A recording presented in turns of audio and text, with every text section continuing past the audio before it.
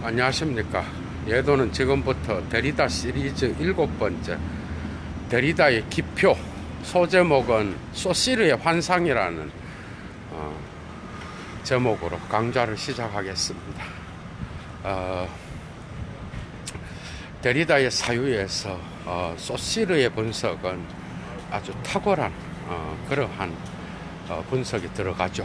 특히 데리다는 소시르의 언어 철학으로부터 구조주의 이러한 것으로부터 많은 사유를 오히려 도움을 받았고, 소시르의 사유로부터 문자학이라 그라마톨로지를 구성하는 데 있어서 아주 중요한 그러한 전환점을 찾았다고 할 수 있습니다.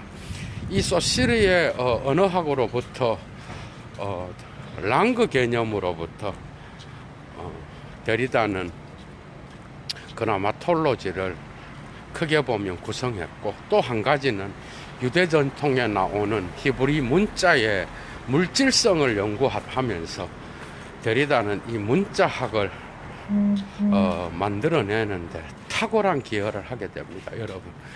그래서 오늘 예도는 마침내 데리다의 소시르 분석에서 어떤 부분이 획기적인 것이고, 그것을 통하여 그가 구조주의를 비판하고 탈구조주의로 가는 거죠. 그러한 계기가 되죠.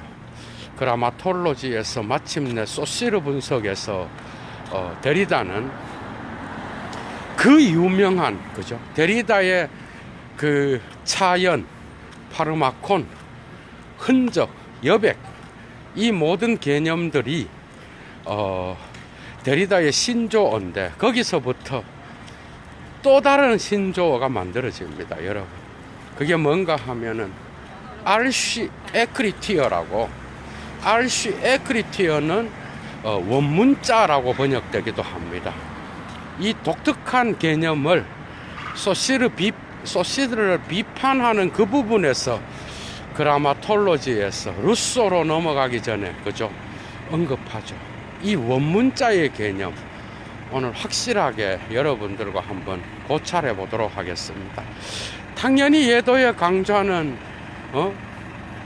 데리다를 무슨 예도가 무슨 신봉하는 자도 아니고, 이 알쉬 에크리티어가 어떻게 마르크스의 자연 개념이나 또 프로이트의 무의식 개념, 또 니체의 어떤 그 문화에서 나타나는 그죠, 문화 속에 그려져 있는 힘의 표시로서 간주될 수 있는지, 이런 여러 가지 그 부분에서 예도가 또 비판적 고찰을 하도록 하겠습니다. 이런 것들이 결코 데리다 자신만의 어떤 그러한 사유가 아님을 예도가 또 보여드리겠습니다. 여러분, 소시르는 사실은 그는 살아있을 때에, 사실 예도가 있었던, 예도는 프라이부르크 대학교에서 공부를 했지만은 사실 라이프치히에서 논문을 주로 많이 썼어요. 그때 소시르는 라이프치히 대학교에서도 유학을 한 사람이고, 또 그가 독일에서 활동을 하다가 돌아가서 프랑스에서 많은 열매를 맺었고, 그죠? 또 스위스 접경 지역에서 그는 교수 생활도 했고, 그러면서 소시르는 자기 살아생전에는 자기가 유명해지는 것을 원하지 않았습니다. 소시르는 그냥 평범하게 자기가 그냥 교수로서 학생들하고 함께 연구하고 그런 생활에 만족했고, 그죠? 그래서 소시르는 사실 큰 잡음 없이 평범한 교수로서의 삶을 영위했다고 할 수 있죠. 이러한 단조로운 삶 속에 실증을 느끼기도 했고, 그래서 소시르는 가끔 산책을 하면서 그죠, 그러한 제도적인 어떤 그 교수 생활에서 그 만족하지 못하는 그런 삶을 많은 부분에서 산책을 하면서 생각도 하고 여행도 가끔 다니기도 했고, 그 점에서 소시르는 자기가 이런 대가들의 어떤 그러한 그 니체와 같은 그 특히 프랑스 철학에서 레비스트로스를 통하여 포스트 모더니즘으로 가는 그죠. 데리다뿐만 아니라 미셸 푸코, 락강, 또 롤랑 바르트 이런 세계적인 이런 오늘날의 포스트 모던 담론을 구성하는 폴 리케르에게도 영향을 주었죠. 이러한 대가들에게 자기 책이 유명해지리라고 생각조차 못하고 살았습니다. 다시 말하면 일반 언어학 강의는 소시르의 강의록을 제자들이 출판을 한 책이죠. 그러니까 소시르는 자기가 그 책을 출판하지도 않았다고. 그런데 그게 죽고 나서 엄청난 영향을 미친 거예요, 여러분. 그러니까 이런 데서 우리가 배울 수 있는 게 뭐예요? 우리는 모든 것들을 살아생전에 다 누리려고 하고, 그죠? 얼마나 우리가 이런 부분에서 서구인들보다 이기적인지 몰라. 모든 것들을 자기가 다 누리고 죽으려고 하는 이러한 행태가 인문학에서도 나타난다라는 겁니다. 살아생전에 어떤 것도 남기지 않고 죽었는데 제자들이 강의 노트를 모아서 출판한 게 일반 언어학 강의였고, 이것이 하이데거와 니체의 독일 쪽에서의 사유를 자극받아서 포스트 모던 철학자들이 이 소시르의 이 개념을 레비스트로스의 구조주의를 통하여 그죠 받아들이면서 오늘날 혁명적인 그러한 포스트 모던의 사유가 전개되었다고 할 수가 있겠죠. 그러면서 여러분들이 이 소시르를 모르고는 오늘날 어떤 담론에도 참여할 수 없고, 또 어떤 책도 읽을 수 없고, 오늘날 예술계에서도 소시르의 구조주의 기호론을 모르고는 오늘날 어떤 담론과 예술의 어떤 그러한 미학을 이야기할 수 없는 그런 지경에까지 이르렀습니다. 그래서 예도는 언젠가 이 소시르에 대한 강좌도 파헤쳐 줘야 되는데 할 게 너무나 많습니다. 그래서 이 데리다에게 그죠, 데리다에게 영향을 주었으면서 또한 데리다에 의해서 해체되는 이 모순적인 오늘 그 상황을 오늘 여러분들은 예도를 통하여 목격하게 될 것입니다. 사실 여러분들이 데리다의 책을 백날 읽어도 들어오지 않는 것은 이러한 철학의 배경, 그리고 어떤 방식으로 철학이 진행되어지는지를 그냥 자기 자신의 한글을 읽는 수준만 되면은 모든 것이 가능하다라고 하는 이런 순진하고 천박한 사유에 데리다가 놀아날 사람이 아니죠.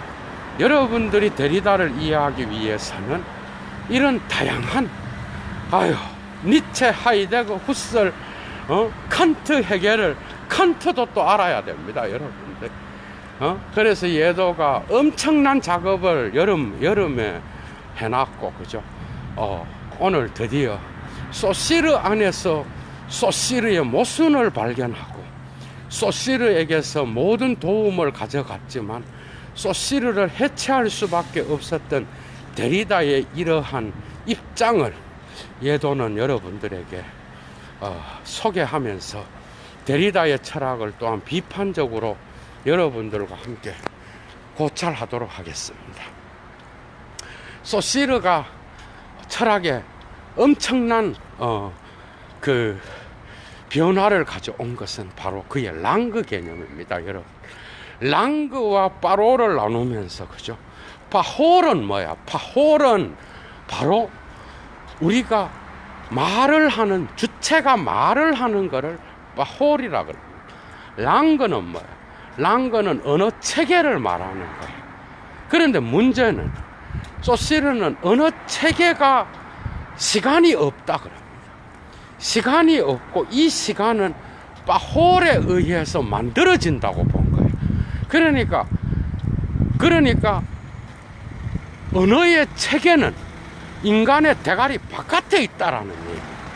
그러니까 이것을 구조주의적으로 응용 언어학으로 갖고 갈 수 있었던 거예요. 랑그의 체계가 뭐야? 언어 체계입니다.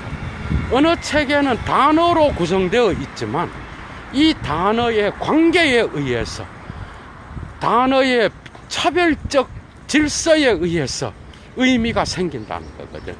다시 말하면 우리의 대가리 안에서 뭐야? 말을 하면서 이 의미가 인식적으로 발생하는 게 아니라 인식 바깥에 이미 언어의 체계가 있고 이 언어의 체계 안에서 의미가 만들어진다 그랬거든. 그런데 구조주의는 결국 이 언어의 체계는 차이만이 있다라고 하는 이 소시르의 명제를, 그죠? 구조주의자였던 레비스트로스는 차이를 무시하고 체계의 구조에 초점을 맞추는 그런 철학을 하게 되죠. 그러나 데리다는 차이로 눈을 돌립니다, 여러분. 언어 체계 안에 기표의 차이에 의해서 의미가 만들어진다는 거죠.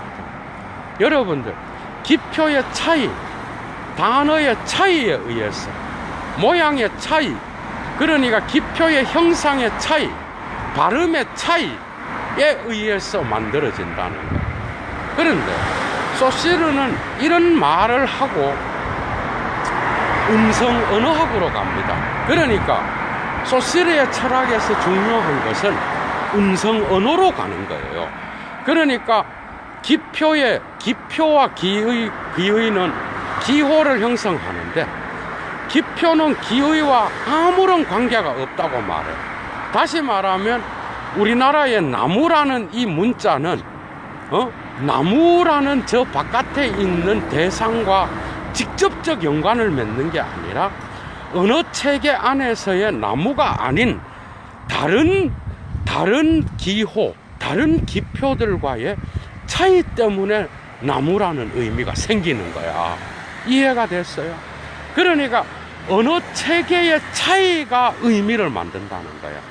그러니까 나무, 그래서 바깥에 있는 저 나무와 이렇게 대응돼서 일치되는 거에 의해서 의미가 만들어지는 게 아니에요. 이렇게 되니까 어떻게 돼? 이렇게 되니까 칸트와 후설의 인식론이 붕괴돼 버립니다, 여러분. 이해가 됐어요? 거기에서 하이데거가 구원을 받는 이유는, 하이데거는 뭐라 그랬어? 바깥에 존재 사건으로부터 의미가 생긴다고 그러거든. 의미는 언제나 현존재의 현존재의 해석에 의해서, 그죠? 과거의 어떤 지평과 현재의 지평의 만남에 의해서 생기고, 이 세계성 안에 이미 의미가 기호화되어 있다라고 하이데거는 말하거든요. 상당히 랑그적이죠. 이 점에서 하이데거는 비판의 대상으로부터 벗어나게 된다는 겁니다. 사실 하이데거는 이러한 후기 구조주의자들이 비판할 수 있는 여지를 상당히 많이 벗어났다라고 할 수가 있습니다, 여러분. 그러니까 이 소시르의 이 언어학 개념 안에서 중요한 것은 모든 언어 체계 안에는 차이만이 있고 이 차이는 의미를 만들어낸다라고 봤는데, 이 체계 안에는 시간이 없어요.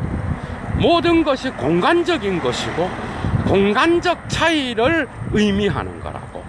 이것을 하이데거는 데리다는 하이데거의 존재론적 차이와 비유를 했고, 이러한 차이는 소시르가 말했던 것과 같이 어떤 음성적인, 직접적으로 음성에 의해서 만들어지는 그런 차이를 말하지 않고 문자적 차이에 의해서만 의미가 발생한다라는 것을 데리다는 역으로 주장하고 있다는 겁니다. 그러니까 소시르는 이 중요한 것을 말해놓고도 또 음성 언어로 돌아갑니다. 기표는 뭐예요? 기표는 소리 이미지입니다. 소리 이미지에 의해서 개념이 만들어진다고 본 거예요. 다시 말하면 모든 의미는 언어 체계의 차이에 의해서 만들어지는데, 이 언어 체계는 언제나 뭐야? 소리 이미지. 여러분, 나무 하면은 내가 나무를 말하면 분절이 되잖아. 나무는 뭐가 아니에요. 나무라는 단어와 바깥에 있는 저 나무의 일치에 의해서 주체가 말을 하면서 의미를 창조하는 게 아니라는 거야. 그러니까 주체는 단지 이 구조의 어떤 체계의 차이를 말하면서 의사소통을 한다는 거야. 그러니까 의미는 체계에 있는 거예요. 구조에 있는 거라고. 이 구조를 신화와 가족관계로 갖고 갔고, 또한 롤랑 바르트는 문화로 갖고 갔다는 거야. 이거는 니체에게도 해당되는 거예요. 그러니까 구조주의가 이러한 구조주의의 어떤 그 소시르에 대한 재해석은, 소시르가 이미 이 언어가 체계의 안에서의 기표들의 차이에 의해서만 만들어진다 그래요. 그런데 기표와 기의의 뭐예요? 기표와 기의는, 소시르는 어떻게 가능한가 하면, 이 기표들이 언제나 소리 이미지를 통하여 표현되고, 문자는 언제나 이 소리 이미지를 소리 이미지의 음성 언어, 그게 음소에 의해서 만들어진다는 거예요. 근데 이 음소, 포네틱을 따라서 의미가 만들어진다 그럴 때, 소리 이미지가 그 이미지에 의해서 뭐야? 개념이 창출된다고 본 거예요. 그러니까 그 소리 이미지를 발음을 하는 빠롤이 만드는 게 아니라 이미 언어 체계 전체 안에서의 차이들에 의해서 이러한 것이 만들어지는데, 소시르의 이중적인 이러한 일반 언어학 강의를 여러분들은 기표와 기의 개념을 갖고 이야기할 수 있다. 그러니까 이 차이를 만든다는 거는, 여러분들 생각해봐. 데리다는 이걸 생각했던 거예요. 그러니까 영어의 캣이나 캔이나 의미는 캣이 고양이를 지시한다라는 거기서 나오는 게 아니라, 캔이 아니고, 그죠? 캔, 캣, 또 뭐 무수한 C로 시작하는 어떤 기표들이 있을 거 아니야? 그것에 의해서, 소리 이미지의 분절에 의해서, 다른 단어들과의 차이에 의해서 의미가 발생했고, 이 소리 이미지가 바로 음성 언어를 나타낸다는 거예요. 그래서 일반 언어학 강의에서 소시르는 이 기표를 문자로 생각하지 않고 소리 이미지로 생각했다는 거예요. 소리 이미지는 바로 말하는 자의 음성을 중요시 여기는 거잖아. 거기에서 힌트를 얻어서 로만 야콥슨이라는, 그죠? 언어학자가 음성 언어의 음성의 어떤 구조를 나타내는 음조의 포네틱에 근거하여 자기의 언어학을 은유와 한유의 개념으로 만들어내잖아요. 이 모든 음성 언어에 초점을 맞춘 모든 언어학자들을 데리다는 공격하고 있는 겁니다. 자, 한번 보셔요. 그러면서 소시르가 역설적이게도 이 중요한 차이에 의해서 만들어진다라는 것을 발견했음에도 불구하고, 문자는 언제나 소리 이미지를 언제나 억압하고, 그리고 이 소리 이미지를 통하여 나타나는 자연적인 언어학의 관계를 파괴하는 게 바로 소시르도 문자라고 봤던 거야. 그러니까 이러한 소시르 역시도 위대한 이러한 구조주의를 발명하게 만든 위대한 사유를 했음에도 불구하고 결국은 소시르 역시도 어디로 가고 있다는 거야. 소시르 역시도 이러한 플라톤으로부터 해결을 거쳐서 일어나고 있는 음성 중심의 언어에 초점을 맞추는 그런 서구 형이상학에 빠져 있다라는 거야. 이 음성 중심을 깰 수 있는 토대를 만든 자가 소시르인데, 소시르는 그 좋은 걸 만들어 놓고도 음성 중심의 언어, 소리 이미지라고 하는 이 말이 개념을 만들어낸다라고 하는, 그죠? 독특한 단어들의 체계가 있는데 그 체계 안에서 차이에 의해서 만들어지지만 이 차이가 음성 언어의 분절에 의해서 나타난다라고 봤다라는 것은 또다시 서구 현미상학의 어떤 그러한 환상으로 가는 그러한 도상의 소시르도 있었다라고 보는 거예요. 이제 이해가 되지.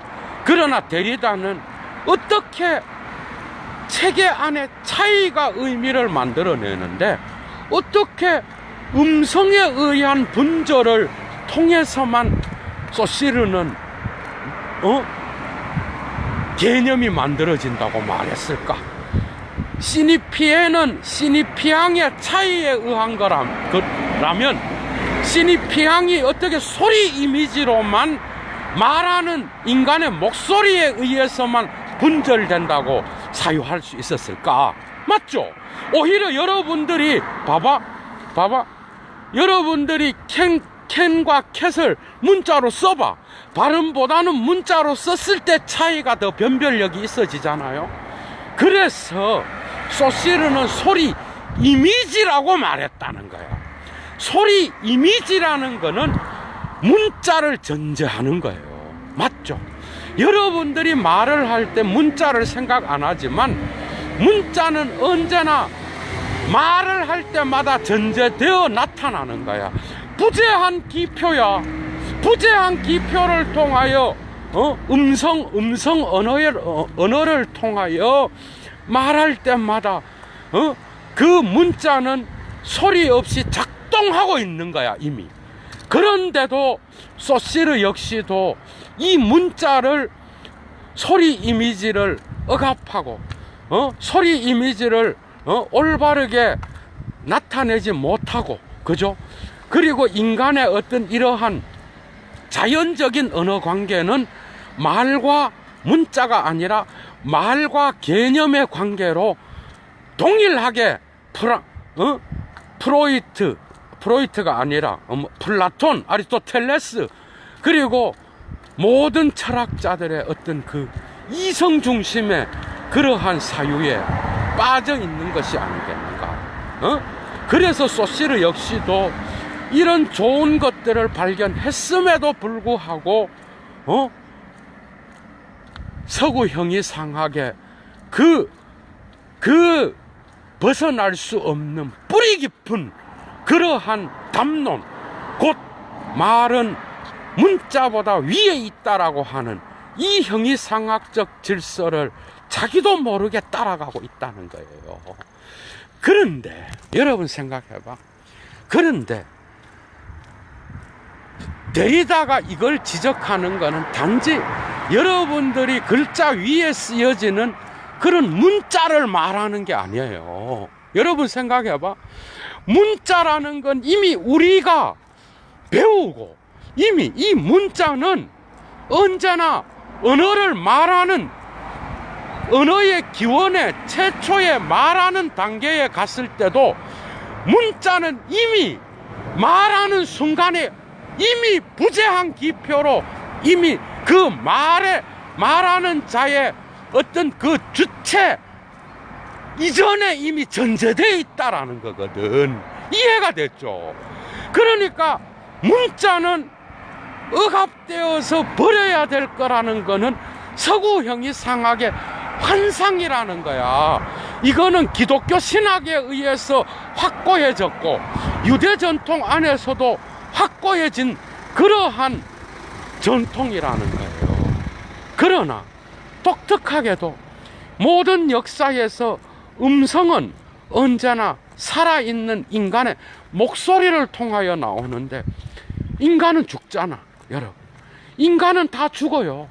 위대한 위인들의 모든 책은 문자가 없이는 어떤 위대한 책도 남아있지 않습니다.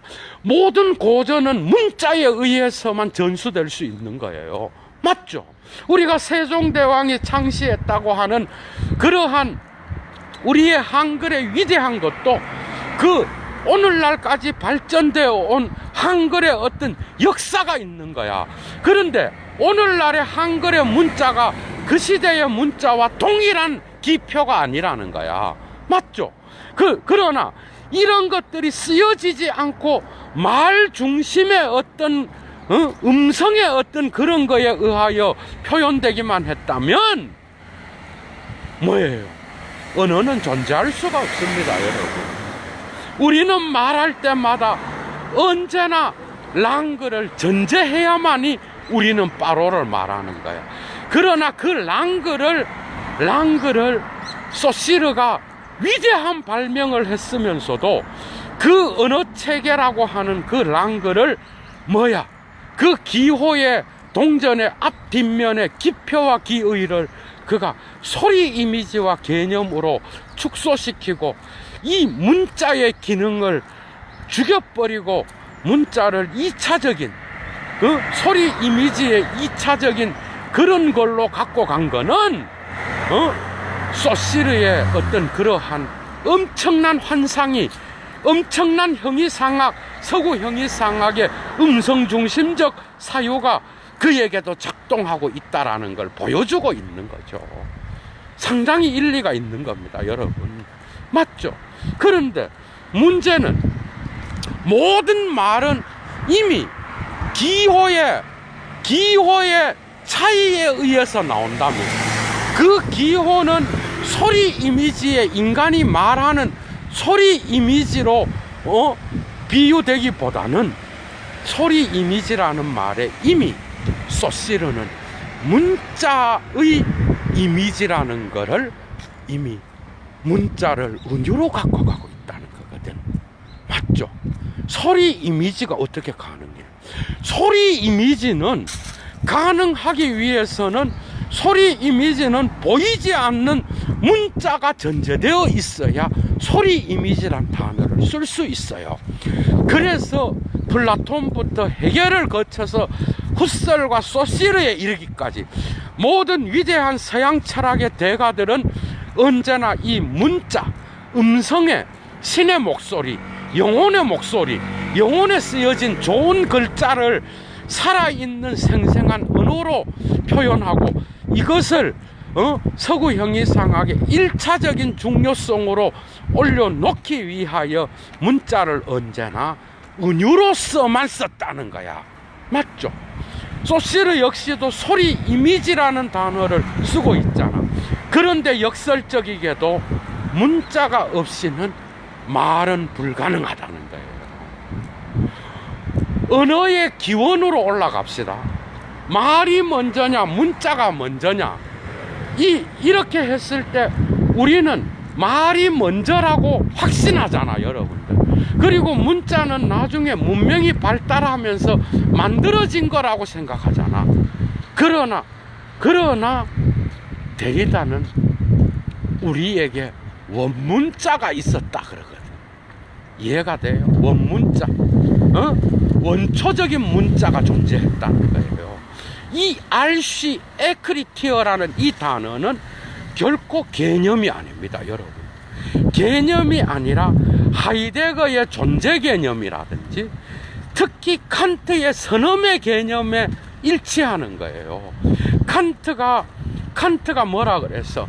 자기가 선엄이라고 말하는 그 선엄은 결코 어떤 그 인식론의 어떤 작동을 얘기하는 게 아니라 인식을 가능하게 하는 조건을 나타내는 나타낸다라는 거예요. 그런데 말을 음성 중심의 신의 목소리, 영혼의 목소리를 강조했던 이런 철학자들의 자기도 모르는 음성을 문자 위에 두는 이러한 서구형이 상학의 그 존재론적 질서에 앞서 있는 이 말은 언제나 문자를 은유로 동반했을 때에만 올바르게 작동하는 그러한 대리보충이었다는 겁니다. 그렇다면 대리보충이 없는데, 여러분, 대리보충이 없는데 어떤 주류가 존재할 수 있어? 언제나 보충이 있어야만이 여기 봐봐요. 뭔가 하면 보충은 뭐야? 결핍이에요. 결핍을 채워야만이 완성이 되는 거야. 채울 수 있는 보충이 없는데 어떻게 스스로 완전해질 수가 있어? 대리 보충은 언제나 억압되고 이 역사의 배후로 추방되고 언제나 약한 걸로서 오염시키고 위험한 것으로서 서구형이 상학이 억압하고 자기의 기존 질서로부터 배제시킨 그러한 어떤 그 형이상학 질서의 이물질로 간주되었던 문자지만은 이 문자가 없이는 그러한 사유가 불가능하다는 걸 얘기하는 거예요. 이해가 됐어? 여러분, 문자가 없이 왜 말을 내? 말은 문자와 다른 거지만 문자는 언제나 언어가 들어오고 언어라는 말이 형성되자마자 문자는 언제나 말과 함께 작동해야 된다는 거야. 이해가 됐죠? 야, 여기서 소시르가 무너지는 겁니다. 그러니까 랑그의 소리 이미지라고 하는 이 기표는 데리다는 문자가 더 적절하다는 거예요. 문자가 훨씬 적절하고 이걸 말로 문자를 말하는 음성과 개념에 의해서 음성이 개념의 차이에 의해서 개념을 만들어낸다 그러면 이 기호는 소리 이미지로 표현되기보다는 이 기호의 기표는 뭘로 표현돼야 돼? 문자로 표현되는 게 훨씬 더 적절한 거죠. 그러니까 소시르의 환상은 이 랑그의 구조가 어떤 말하는 자의 소리 이미지와 개념의 직접적 연관을 신경 쓰면서 파롤로 갔다면은, 그러나 이 파롤의 어떤 그러한 말을 가능하게 해주는 이 기호들의 차이는 음성보다는 문자가 훨씬 적절하다. 여기에 환상이 있다는 겁니다. 그래서 데리다는 그라마톨로지, 소시르를 분석하는 부분에서 그라마톨로지는 언제나 소시르의 일반 언어학 강의를 대체하는 가장 중요한 수단이요, 이 그라마톨로지는 언어학을 대체하는 그러한 보편적 서구 형이상학 전체를 다루는 그러한 학문으로 보편 학문으로 여러분들이 간주해야 된다라고 데리다는 이야기했던 거죠. 아, 일리가 있죠. 이 원문자 문화 속에, 언어의 기원 속에 뭔 말이에요? 여러분들 유대 전통 안에서 하느님이 말씀이 있었다. 이 말이 어떤 이 세계를 창조했다. 오케이, 말을 했다. 신의 말이라는 이건 데리다 말이 아닙니다. 예도의 비유야. 말이라고 하는 그 신의 말씀이라고 하는 그것이 신약에선 로고스로 변하죠. 이 세계에 로고스가 가능한 곳에서는 언제나 문자가 함께 작동했다는 거야, 데리다는. 그래서 니네들이 무의식적으로 문자를 억압했지만은 그 문자의 대리보충이 아니면 니네들의 말은 불가능하다는 얘기를 대리단을 하고 있는 거예요. 이런 게 있습니다. 그래서 언어학은 오늘날 그라마톨로지라고 하는 지가 쓴 그 그라마톨로지의 문자학으로 바뀌어야 된다라고 하는 것을 가르쳐 줬고, 이 원문자는 어떻게 보면은 이제 예도의 해석이 나갑니다. 원문자는 문자 그대로 여러분들이 지면 위에 쓴 문자라고 생각하면 데리다의 사유를 하나도 따라갈 수가 없어. 여러분들은 이 데리다의 원문자를 어떻게 읽어야 되는가 하면, 이 원문자는 우리 인류의 무의식 속에 쓰여진 문자예요. 여러분, 문자를 왜 칼 융과 누구야? 프로이트가 문자는 무의식과 관계하는 거예요. 의미는 언제나 왜곡돼 있어. 우리의 문화의 무의식 속에 모든 의미는 왜곡돼 있어요. 언제나. 그래서 락강도 기표를, 문자를, 그죠? 기표를 기의 위에 두었던 거예요. 기표보다 기의는 언제나 기표에 따라서 휘둘리는 그러한 상징적 질서야. 의식은 언제나 기의와 관계하지만 무의식은 기표와 관계하는 거라고. 이 기표는 우리의 문화 속에 쓰여져 있는, 우리의 니체가 말했던 문화 속에, 우리의 문화의 기원 속에 쓰여져 있는 어떤 강력한 힘, 약한 힘을 제압하면서 강한 힘이 쓴 문자라는 거야. 문화의 중심 속에 쓰여져 있는 힘의 흔적이야. 이해가 돼요? 그리고 이 원문자는 언제나 보이지 않는 기표로서 우리 인간의 무의식을 사로잡고 있는 그러한 부재한 기표야, 여러분. 재밌죠? 이렇게 가는 거야. 그래서 그 원문자를 그냥 아무런 사고 없이 그냥 원문자 그러면서 최초의 문자가 있었고, 이지랄하고 사유를 하면 결코 데리다의 의도를 따라갈 수 없습니다. 오히려 이 문자는 우리 인간의 의식 저변에 있는 무의식적인 어떤 물질성이에요. 마르크스가 이 보이는 의식의 정신의 어떤 기원은 자연 세계로 돌려놓잖아요. 그래서 유물론은 언제나 자연과 함께 했던 거야. 우리가 살지 못했던, 우리가 단지 신화로서만 갖고 있는 이 자연의 세계 속에 우리의 원문자가 숨어 있는 거예요. 이해가 됐어?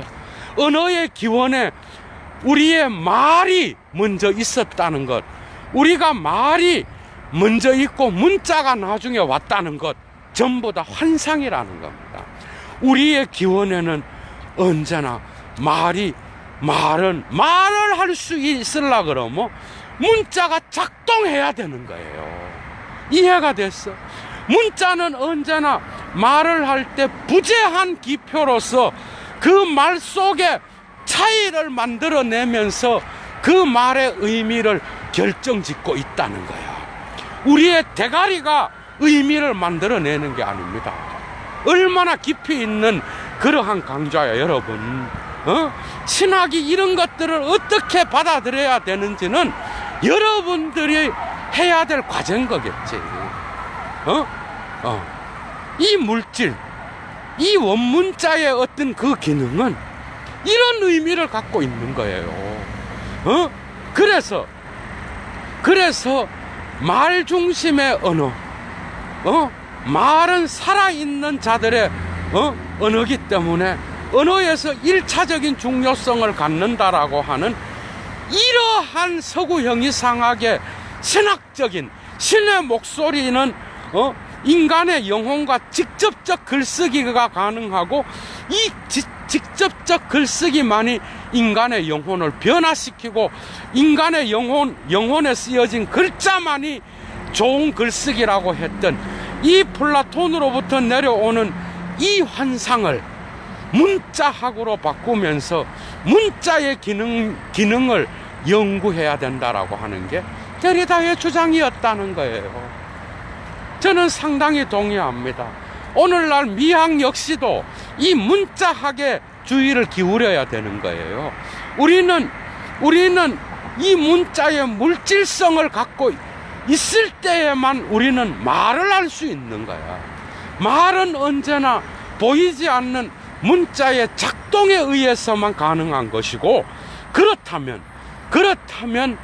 그라마톨로지는 뭐야? 말 중심의 언어의 어떤 그러한 서구 형이상학의 말 중심의 언어를 그저 2차적으로 대변하는 그러한 2차적 학문이 아니라 오히려 그라마톨로지는 원문자로서 인류의 언어의 기원 속에 우리의 문화의 최초의 어떤 행위 속에 가인의 사례 속에 그리고 역사로부터 추방된 무수한 여러분 모든 신화로부터 역사가 생기는 신화와 역사의 경계에는 언제나 문자를 억압한 흔적이 있는 겁니다. 이해가 됐어? 최소한 이 정도까지 나가야 여러분들이 데리다를 이해할 수 있다는 거예요. 그냥 쓰여진 글자가 아니라는 거야. 그게 여러분들 봐봐. 어느 날 여러분 이것도 예도의 예시입니다. 고무신에 대하여 환상을 가진 여자가 있었어요. 항상 그 검정 고무신을 보면 어떤 여자가 미친 지랄을 하는 거야, 맨날.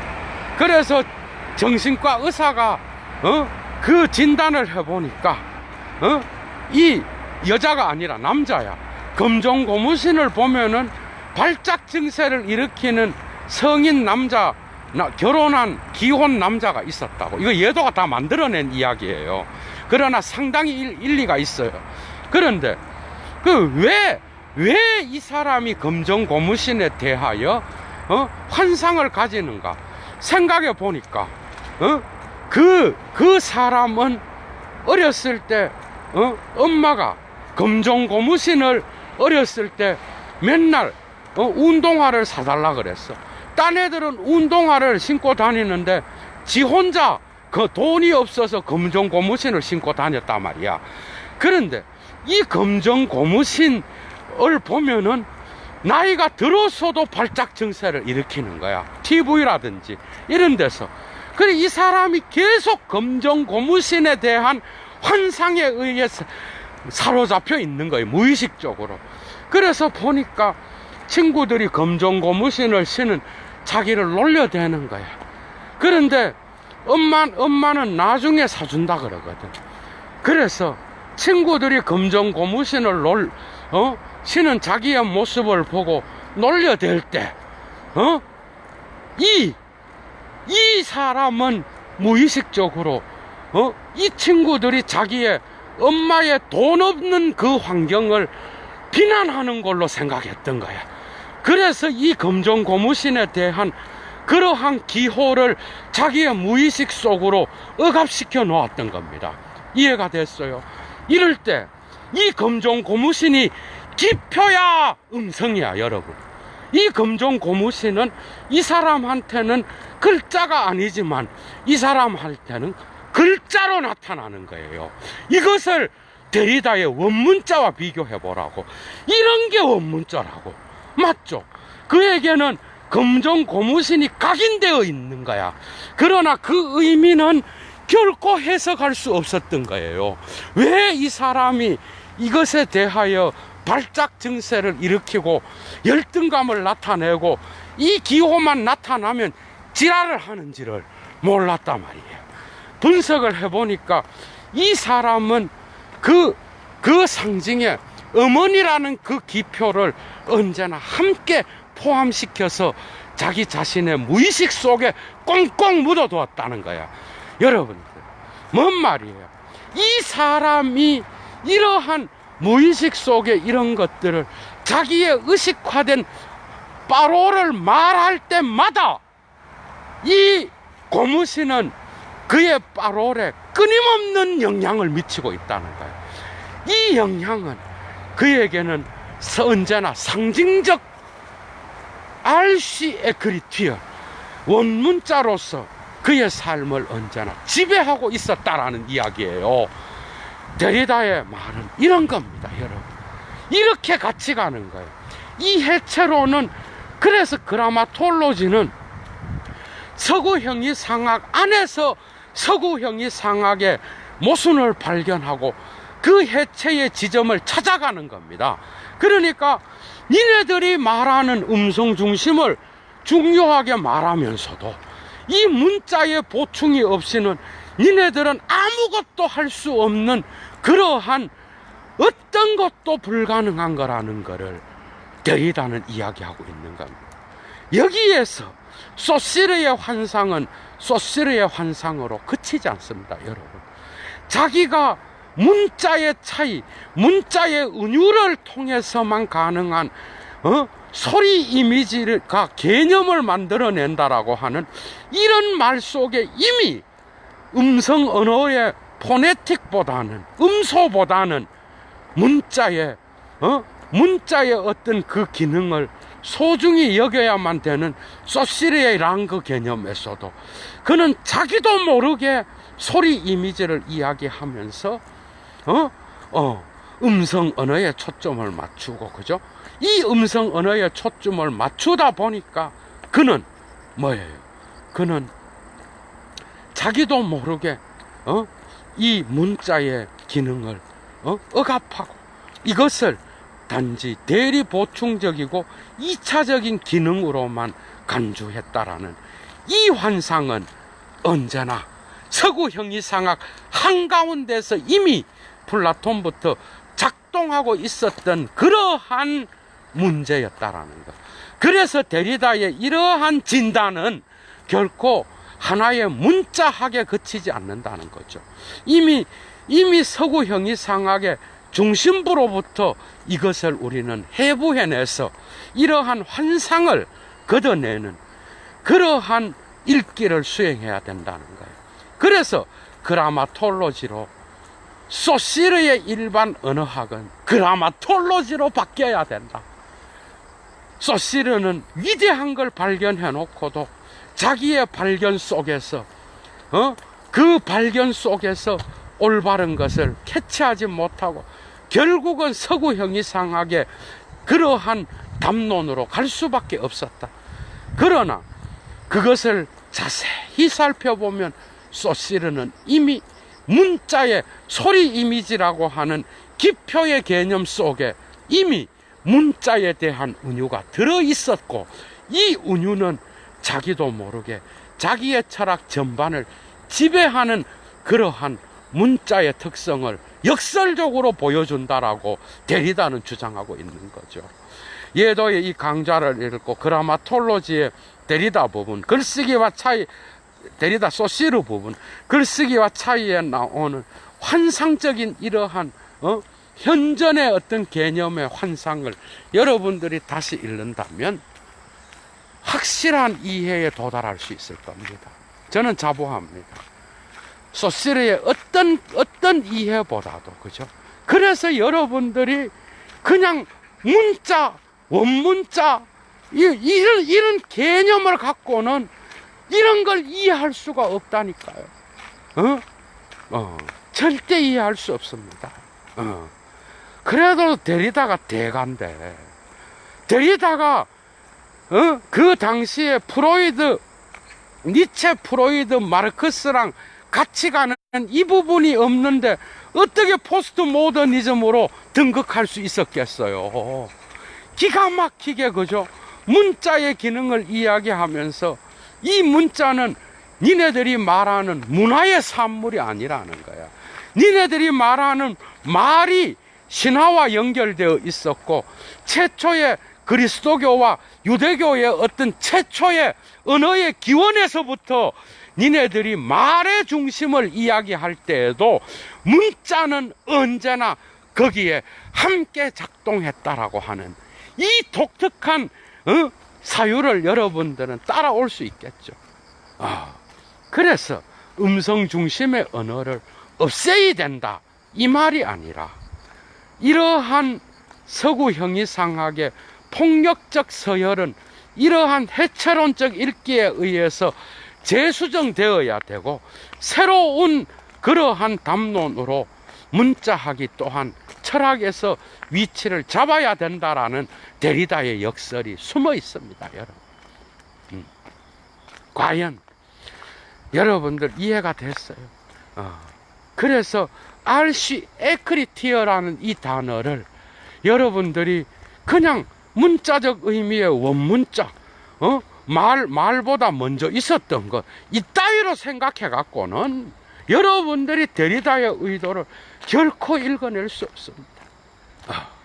소리 이미지는 언제나 문자를 통하여 차이를 만들어내는 그 담론이 없이는 결코 소시르는 자기의 소리 이미지를 말할 수 없었다라는 것.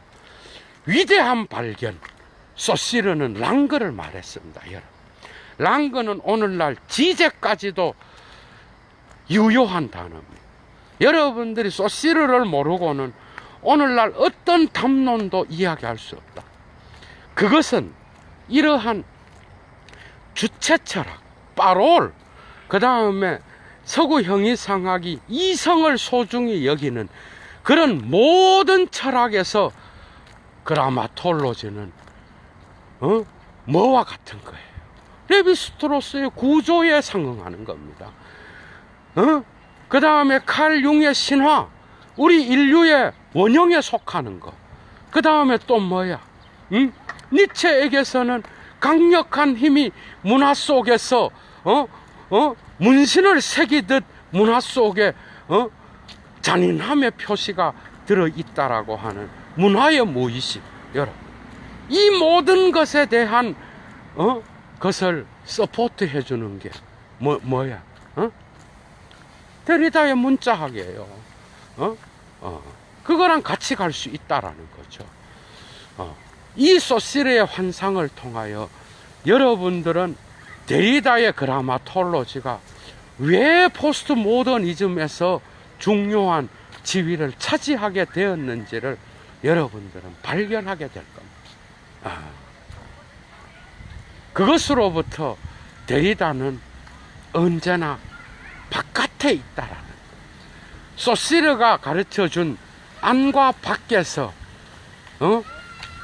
누구야? 하이데거는 이 밖을 존재론으로 갖고 갔잖아. 이 세계의 세계성은 인식 밖에서 작동하고 있다는 거거든. 여러분들이 소리 이미지를 통하여 의미를 창출하고 개념을 만들어낼 때도 그 소리 이미지는 인식 밖에서, 파롤 바깥에서 차이를 통하여 다른 단어들과의, 다른 기표들과의, 다른 기표들의 소리 이미지와의 차이를 통해서만 의미를 만들어내고 있다. 아는 언제나 포스트 모더니즘에서 아는 뭐야? 인식론이지 뭐. 아는 언제나 바깥에 의해서 해체되고 있습니다. 이 밖은 우리의 문화의 장소요, 우리의 역사의 장소요, 우리의 예술의 장소요, 우리의 종교의 장소입니다. 우리는 이 밖을 언제나 밖을 지시해야 됩니다. 안의 진리를 말하는 자를 경계해야 됩니다. 종교의 모든 진리를 지가 갖고 있다고 말하는 이러한 안을 이야기하는 자, 언제나 종교의 텍스트는 밖에서 그 안을 해체하는, 맞죠? 모든 텍스트는 우리의 안에 있는 게 아니라 밖에서 우리의 해석을 통제하고 있다는 거죠. 우리의 해석은 결코 그래서 하나의 담론으로서 해석되어야만 되는 것이고, 언제나 우리의 해석은 언제나 밖의 텍스트에 의해서 차연되어야 된다. 소시르는 이 RC 에크리티어를 소리 이미지로 표현했지만 그 원문자라는 이 개념에는 소시르가 보면서도 놓쳤던 차이의 개념 속에 숨어 있었습니다. 그 환상은 소시르 자신이 절반은 알고 있었던 환상이었고, 그 환상을 데리다는 소리 이미지라는 개념을 문자로 바꿔야 된다라고 하는 독특한